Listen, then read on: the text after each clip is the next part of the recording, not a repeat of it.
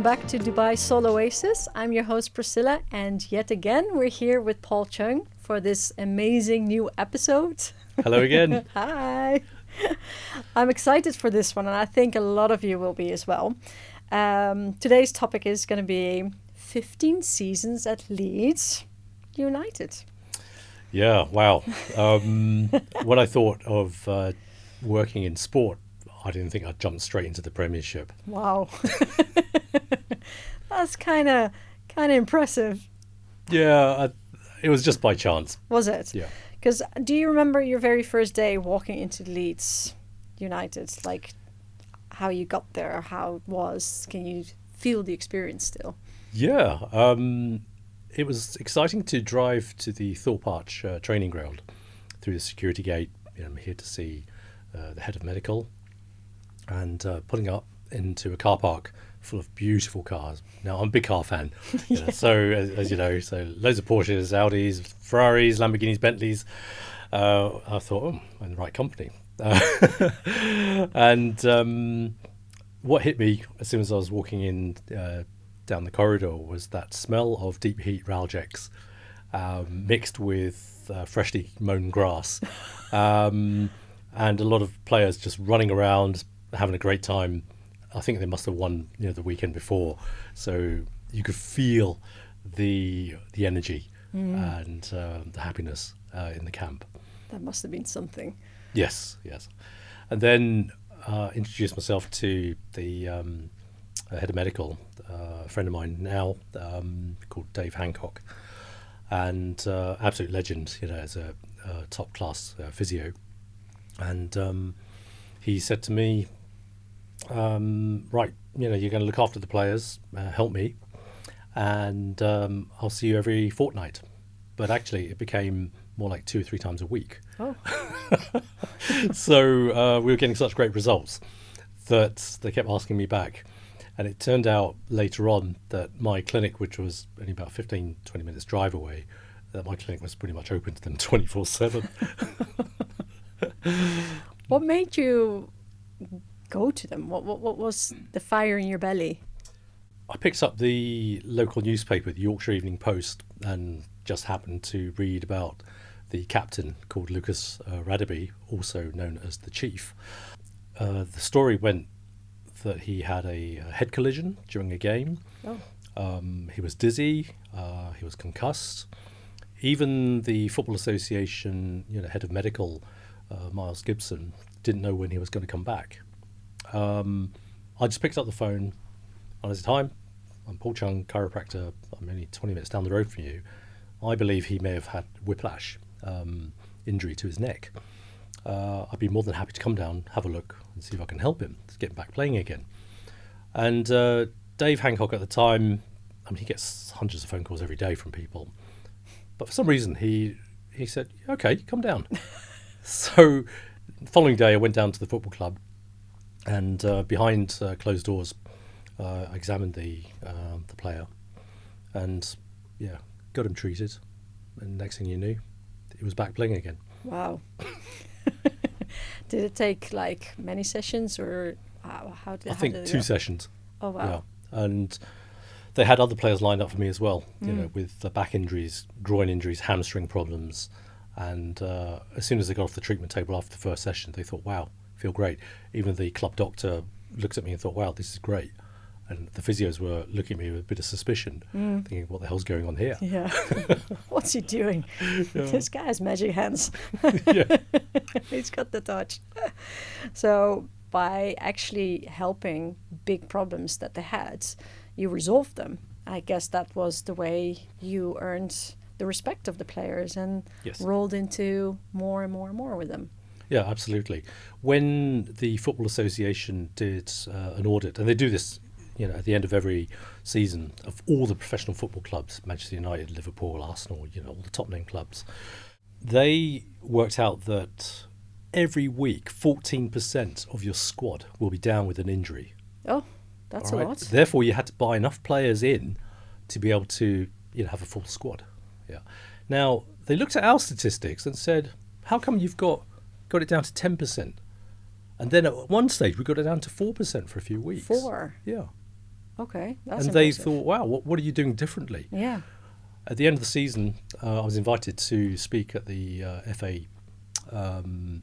conference on sports injury, run by the Royal College of Surgeons, Edinburgh, and presented my paper about dealing with lumbar spine pelvic malfunction causing groin problems and hamstring injuries. Yeah. And I think after that, they started getting chiropractors into their clubs as well. Yeah. So Manchester United, they started getting their local chiropractor in. I think Arsenal, they got an osteopath to help out as well. So some people say, what's the difference between chiropractor and osteopath? I was just going to say. Yeah, we're both professions of dealing with musculoskeletal problems. We might just come at it at a slightly different angle, but in the end, you're going to get a result. Yes. If you know what you're doing. If you know what you're doing. Exactly. Yeah. And what was one of the behind the scenes stories that you could share that nobody would have expected? Can we have some gory gossip? No, here? the one that springs to mind is really funny. My wife and I talk about it a lot. One day I go into the club and I brought my camera with me, a digital SLR, 35mm film, which I still had. I didn't bother buying a digital camera back then. And I was going to do some photography of the players on the pitch, in the treatment rooms, and just general facilities to produce a article about it for the chiropractic profession. And anyway, I was called into a meeting, and Dave said, just leave your stuff behind. I want to chat with you about the players' health. And whilst I was sitting there in the meeting, I could hear the camera going off and the flashes going off, in the treatment room. I'm thinking, what the hell are they doing with my camera? Anyway, I went back out and they'd exposed, 24 shots of my camera. I'm thinking, great, thanks. Anyway, a few days later, my wife takes the roll of film to get it developed and printed. And the next day, my wife's paying for the photographs. And the guy behind the counter is looking at her really weird and funny. And we sat down in a Costa Coffee and had to look at the photographs, and we just could not believe what we saw. And you can imagine, you're trying to guess who's that player, and who's that player. Yeah, so it was really pretty gross. Amongst the photographs of my kid's birthday party or something, So it was quite funny. I didn't sell the pictures to the Sun newspaper or anything. Shame, man. You could have been multimillionaire. No, I don't want to do that. I'm not that. No. Oh, brilliant, though. So how did you, not being a football fan, affect you by working with the players? I just wasn't starstruck. I knew of all these names and thought, wow, fantastic. This player's worth 18 million, this one's worth 20 million, and so on. I just went in there and treated everybody the same. I think it goes back a long way when I was 14 years old, working in my dad's restaurant. And he said to me, treat everybody like a baby. Yeah, just look after them. Yeah. And they'll be happy. Yeah. So I have a similar saying. I usually say, okay, I'll treat you like a princess, or I'll treat you like an athlete. Yeah. So people like that. And so it never really bothered me that suddenly this player brought in for 18 million is lying there on my table. I'm just worried about messing him up. Yeah. They're only human, right? Yeah, So, that's right. Yeah, indeed. at the end of the day. Just don't mess it up. Yeah, And exactly. do your work well, and you'll see them shine extra on the pitch. Right? Exactly. Yeah. Yeah. And as a result of that, you always get the players running in off the training pitch. They want to be first on the treatment table. Yeah. So as soon as they blow, you can hear the whistle blow. You're looking out the window. You can see them sprinting into Me the treatment room. first. Yeah, that's right. And they're like pushing each other out of the way. Me, I want to go. So, What did it do with you as a person? What did it with your heart when you saw them on the pitch, winning and scoring and getting stronger and better every time? yeah, it just got me excited. I thought, wow, this is great. It's so good to be part of their goals, their achievements, their aspirations, to play top level football, and to see the reactions of the fans was amazing. It's not so good when they're losing, but which thankfully didn't happen too often. Though, just to see them, as soon as the ball goes into the goal, there's that split-second moment of silence. It's almost like that realization they've scored a goal, and then suddenly the fans just explode into this eruption of excitement. And when you hear that and it goes through you, the sound goes through you, it's phenomenal. You're like, yes, I'm part of this team. Yeah, that's right. Yeah. It must make you feel absolutely on top of the world. Yeah, totally. And it just sort of affirms what you're doing is right. Yeah. Yeah, Gives you the you're going purpose. right way. Purpose in life, that you're on Exactly. the right track, that you are made to do this. Mm-hmm. So it doesn't matter if I'm doing it for the footballer or I'm doing it for an old lady who just wants to get to bridge every Thursday night, or the bingo club every Thursday night. Yeah. It just keeps me motivated. 15 seasons though.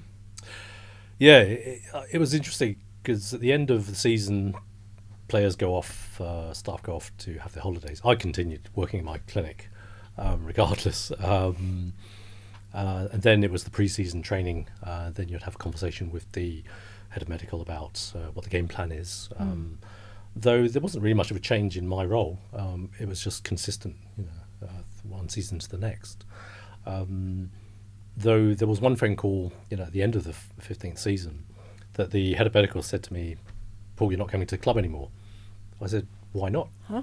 And he said, he goes, "Yeah, the new Italian boss, he's shutting down the training ground." And we're thinking, how come? We've got it perfectly set up, for the welfare and the care of the players. It was just a massive cost-cutting exercise. And he was going to use a local youth football training pitch somewhere outside of Leeds. He was going to use the local general hospital, Leeds General Hospital, for injuries. But, it didn't last long. After a few months, he decided to reopen, the Thorpe Arch Training Centre. Yeah, because by that stage, I've gone. You must see the differences. And I mean, it also takes away the privilege for the sporter, the athlete themselves, to say, okay, hey, we're here, we're performing at our level best. Then we need A, B, and C in place. Don't cut down on that. Yeah, though by that stage the club was relegated, from Premiership status, to sort of League One, League Two, Championship level. They didn't do very well. The money wasn't there, and this is probably why it drove them to look at these desperate, cost-cutting measures. You could also see, by the type of cars, that were in the car park. Was changing? Yeah, absolutely. Oh, no. I drove in. Are you thinking, wow, they're just driving something that's quite ordinary. So you're like, okay, time to move on. I stuck with it. I stuck with it, through thick and thin. What was really useful was sending my associates to gain some experience working in sport. So I used the training ground platform to educate and teach some of the associates how to deal with athletes. Oh, that's amazing. So whether they were in the Premiership or not, it was still very valid in treating people. Absolutely. And it made them think on their feet. Yeah. Injured player comes in, what do? You get them analysed straight away, treated straight away, and they're out. Yeah. Takes a lot of planning, takes a lot of knowledge. Yeah. And definitely looking ahead, like, okay, we can fix it now, but it also needs to stay sustainable, right? Mm-hmm. Yeah. I love what you do.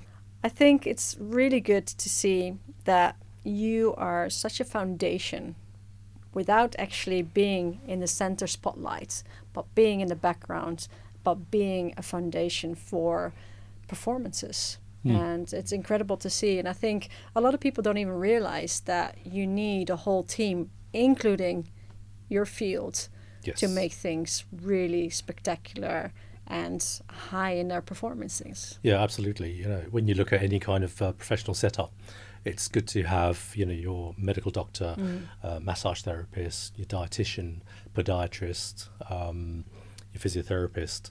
Now, when you look at a very well-moneyed club, then they'll have the additional services and expertise from an imaging centre to the MRI scans, CT scans, though chiropractors, osteopaths, they've always been regarded as something that's quite fringe. But in actual fact, when you start to bring them in as well, they can fill in the grey areas. And this is what I did, fill in the grey areas in many different levels of sport. At one stage, due to the association with Leeds United, the head physio also had been involved with the Northern Ballet Theatre. So dealing with professional ballet dancers, very different to dealing with footballers. Yeah. Was again another aspect of what I did for a short period of time, and it was really enjoyable. I went to see one of their performances of Swan Lake, and after weeks and weeks and weeks of working, with these dancers, just to actually sit in a theatre, no fans, screaming and shouting, and just watching a performance was beautiful. Yeah. The only applause you heard was right at the very end. Yeah, everybody was like silent. Yeah. Breathtaking, taking it in. And it's art. It really is art. Yeah. Then I stepped back into football and then did a little bit of rugby and athletics and so on. It just went on. It kept me busy. Yeah, it certainly did. And for the next episode, we will go and dive deeper into your football journey, because Leeds wasn't the only soccer and football. Correct. Yeah, there was Era. Middlesbrough Football Club. Middlesbrough Football Club came probably 3 seasons later, whilst I was still at Leeds, because 2 of the main players from Leeds moved on to Middlesbrough Football Club. They asked the head of medical at Middlesbrough, please can we bring, they used to call me Chungy, please can you bring Chungy, from Leeds. I like it. Yeah. Hey, Chungy, So, I'm going to keep that one. So one day I was at the FA conference of sports injuries, and I sat at a dinner table, and the chap next to me, a wonderful gentleman called Grant Downey, he said, "You're Paul, aren't you?" And I said, "Yeah." He goes, "You're the chiropractor?" I said, "Yeah." And he goes, "I want you to come up to the club." I said, "Okay." Yeah, that was it. So that's how I ended up going to Middlesbrough as well. So one morning I'd be going to Leeds, and then the afternoon I'd go to Middlesbrough, or the other way around. That kept me busy. Wow. How was it, though, moving and seeing the different clubs? Because it's totally different managed, of course. Yeah. I think the change of environment was nice. Different buildings, different people, different uniforms, slightly different setups. Because Middlesbrough are in the Premiership, they had a fantastic array of gym equipment. Fundamentally, the work was pretty much the same. The goal was to make them perform at the best, manage their injuries, and keep them going, basically. Yeah, but it's also a specific age group, right? Yes. So some of the footballers may only be there for a season, maybe 3, 4, before one day they get sold, moved on, or retire due to injury, or because they want to retire. What personalities stood out the most at Middlesbrough? Personalities? Well,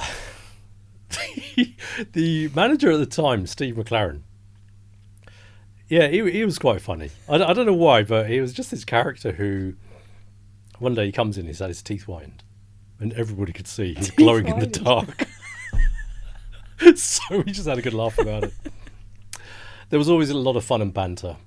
One day, Gareth Southgate, he was the England manager not too long ago, though he was a player, and it was great fun, looking after him. He lived in the same hometown, so I used to see him outside of the football club as well. And he comes in one day with a tape measure. I said, "Okay, what are you doing with that?" And he goes, "I want to measure who's got the biggest head in the club." Okay. I said, "We're going to go and see Mark Viduka." Yeah, Mark Viduka was the striker. He was the striker at Leeds, and then became the striker at Middlesbrough. And so he was one of the reasons why I was in Middlesbrough. And Viduka is a big Australian-Croatian chap, and definitely a meaty-looking head. So we measured his head, sort of this direction, also in oblique. Guess who had the biggest head? Me. What? I beat Mark Viduka. And then Gareth Southgate comes in and he goes, "Paul, I think you left this in the locker room. This extra large baseball cap." It was huge. Everybody just had a good laugh about it. Yeah. That's brilliant. Yeah. Are you still in touch with any of the players still? A few. Yeah, it was interesting when Qatar had the World Cup a few years ago. One of the players, Dominic Matteo from Leeds United, he came along to host the fan zone at Phileas Fogg's place near the Montgomery Golf Club. So I just happened to message him through Instagram. Say, "Hey Dom, how you doing? It's Chungy. Let's meet up for a drink." And we did. Had a really good catch up, and it was nice to see the rough times that he went through in our post football. He had a massive health scare. He suffered cancer in the brain and survived that. And I'm so glad he's still around. Yeah. Though one or two footballers. One chap from Middlesbrough I got on really well with, Hugo Hyogyu. He had a massive heart attack a few years ago, and he died on the training pitch. He was a coach.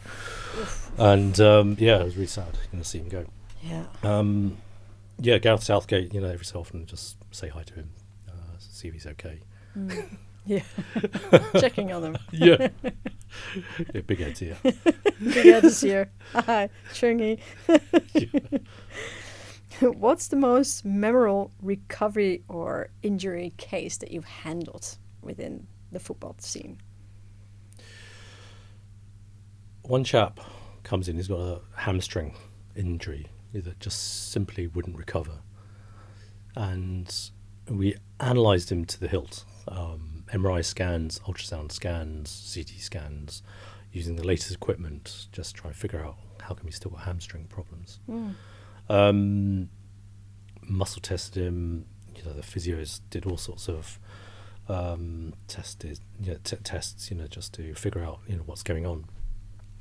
And so he was lying on the treatment table, and I'm testing his leg muscles, his hamstrings, thinking, where's it coming from? And I said, let's try something completely different. And he goes, what? I said, I want you to move your head in this direction and keep it there, and then I'm going to test your muscles, and especially his hamstring that was weak. And when he was in that position, suddenly the hamstring went nice and strong. And I thought, okay, that's interesting. I said, you can walk around like this so the hamstring's strong all the time. And put him back into neutral, tested the hamstring, it just went weak again. So there was a dynamic shift in his neck that was causing him hamstring problem. Wow. I said, okay, let's just try this out. Okay, bang, released his neck, tested his hamstring, nice and strong. Go out into the training gym, tested him out on various different equipment. His hamstring was fine. What? So for a couple of weeks, he was suffering with this supposedly weak hamstring, and just by doing one neck adjustment, fixed him. Oh my goodness, that's insane. It is, isn't it? Yeah. It wasn't textbook. No. They didn't teach you that stuff at college. No. It was just like, okay, there's something going on here. You've got the best doctors, everybody around, the best tests of equipment, and then it still comes down to the puzzle piece and figuring out. And the way I look at it was I look at the spine like a circuit board, and every single joint you've got from the back of the skull all the way down to the pelvis is a joint, and of course that joint could be locked out, and it just needed someone to flick the switch. Wow. And boom, there it was. I bet that helped with a lot of future work. It does. You look at things differently. Yeah, you learn to constantly push yourself to indeed put different glasses on. Yes. Yeah. And that's incredible. Did Sheffield United feel completely different in culture compared to any of the other clubs? Yeah, it did. I was actually reluctant to go. In fact, I remember the physio said to me, please come. I said, I'm really busy already with Formula One, with Leeds, with Middlesbrough. I don't need another club. Well, please come for 6 weeks and sort out 2 of our players, please. So 6 weeks became 6 months, then became a season, then became another season. So, it was hard to not go when you started to develop a relationship with the players and they really appreciated what you do with them. So that was the draw. They enjoyed the positive benefits. The club itself isn't in the nicest places in Sheffield. It was just a bit, always the roads are quite lumpy and horrible, and just the general environment. Though the players were the people who just kept the town going, or the city going. It was good to see that. Have you become a bit of a football fan now? Have you felt more connection to the sport or to certain teams that you're like, okay, now I'm kind of a football fan now? No, No? I'm definitely not a football fan. I can watch a game and enjoy it, and but then that'll be it. That's enough. Yeah. So I do not purposely go and look for a football match to watch. No. Though, if one day somebody says to me, "Yeah, come work for our club," then I'll say, "Okay, Definitely. what's the deal?" And you never know, become part of the backroom staff. Incredible. I love it. I absolutely love it. Have you got anything else that you're like, okay, I have to share that, based in football, based on your experiences, based on... No, not really. I think when you start to get to know some players on a personal level, it was fantastic to have been out to dinners with them. In fact, one time got invited out to a holiday in Alicante with the goalkeeper. Was invited to a wedding in Italy. Oh, beautiful. And just to be able to experience the fun aspects of Premiership footballers. In fact, if you ever watched, there's a UK TV show called Footballers' Wives. It really was tacky, but it was great fun watching it because you could relate to the stuff that was going on in there. Brilliant. Yeah. Amazing. Well, thank you so much for giving insight into the football world. Very much appreciated. I think people will really enjoy this one. Next time we meet, Yep. we're going to talk Olympics. Woof. Okay.